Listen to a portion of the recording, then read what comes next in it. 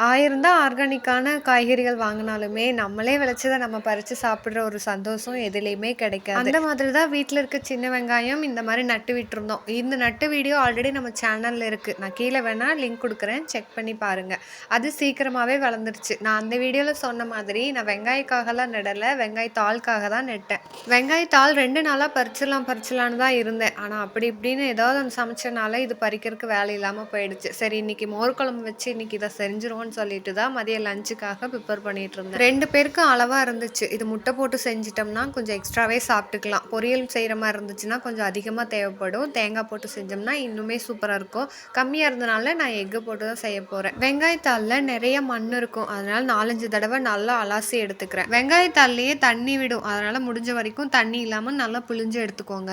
இந்த மாதிரி வடிகட்டியில போட்டு வச்சுக்கிட்டீங்கன்னா இருக்கிற தண்ணியுமே ஃபுல்லா வடிஞ்சு வந்துடும். இப்போ செய்முறையை பார்ப்போம். பாத்திரம் வச்சுட்டு 2 டேபிள் ஸ்பூன் அளவுக்கு எண்ணெய் சேர்த்துக்கிறேன். கூடவே கொஞ்சமா கடுகு, கடலைப்பருப்பு கொஞ்சம் தாராளமா சேர்த்துக்கிறேன். ஏன்னா அது கூட சாப்பிடும்போது இன்னுமே டேஸ்டா இருக்கும். அதுக்கப்புறமா ஒரே ஒரு பச்சை மிளகா, உங்களுக்கு காரம் வேணும்னா இன்னும் கொஞ்சம் சேர்த்து போட்டுக்கோங்க. பெரிய வெங்காயம் 2 கட் பண்ணியிருக்கேன். அது நல்லா வதங்குனதும் நம்ம வெங்காயத்தாள் போட்டுருவோம்.